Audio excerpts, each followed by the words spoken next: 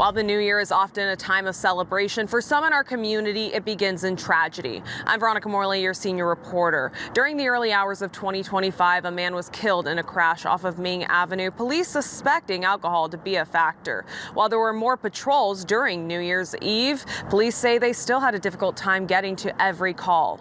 I joined Bakersfield police on New Year's Eve to see how they handle a night like this. 5 Central 1-4 victims. 5 Central 1-4 victims. A deadly start to the new year. Just after 1 a.m., Lieutenant Joseph Galland is investigating yet another New Year's crash. Motor Arbor 1, I'm going to attempt to locate the van. Confirm we had a follower. The initial call was reported as a potential hit and run, with the reporting party following the suspected white vehicle. Caleb, are we saying that's not it? There's no damage, and they're saying it's full in half. On a night like this, Galland said he prefers using saturation patrols over DUI checkpoints. While there's a need for both, he said with this much activity across the city, officers need to be able to cover greater distances and respond where they're needed. As we began our night, Oh, hello.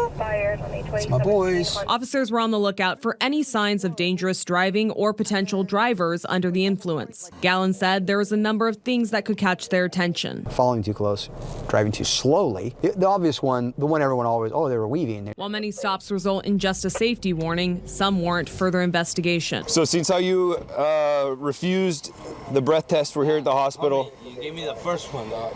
And we're gonna go forward with blood, okay? So I'm gonna read something to you and I need you to pay attention, all right? And electronically, how quickly can you get a warrant now? Start to finish, well less than 30 minutes. Quick procedures mean they can get back on patrol, which is vital given that even on a night when they've nearly doubled their numbers, that still only means 7 traffic patrols over the whole city. For 150 plus square miles with 400 plus thousand people.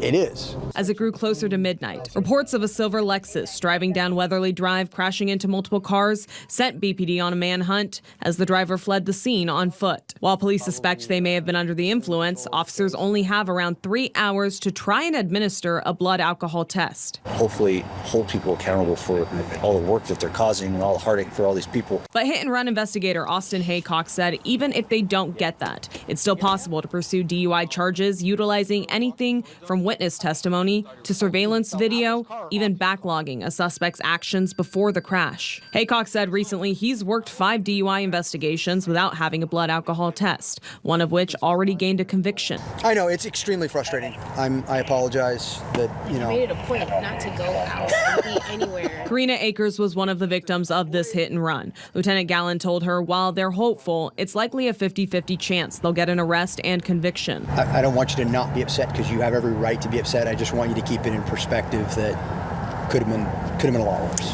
Yeah, I'm still pretty pissed. As the clock struck midnight, Galland continued to search for the driver. Around an hour after the crash, a call came in reporting the car as stolen. Penalties for DUI are just not, they don't match the severity of what can happen in a DUI crash. And people just don't understand how violent and how vicious these collisions can be. Galland told me while education surrounding DUI, speeding, and safe driving has increased and helped make our roads safer, realistically, he'd still like to see the number of drivers exhibiting these behaviors reduced to even half of what it is. There's no two ways about it.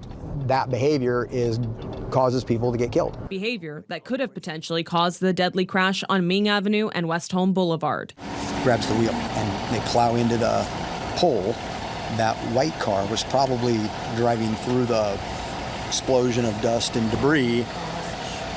The witness who thinks that vehicle sees the tail end of the collision, believes that vehicle is involved and didn't stop. While it's too soon to be certain, he suspects alcohol played a role in this crash, as it often does in so many. You have speed combined with late reaction time, combined with bad judgment, but it just doesn't resonate with some, and they will make that poor decision thinking that it's just a car crash. It's not just, it never ends up being just a car crash. It's still too soon to know final numbers regarding DUI arrests or crashes during the holiday, but Galland said he's proud of the work that his officers do to keep our roads safe. In Bakersfield, I'm Veronica Morley, your senior reporter.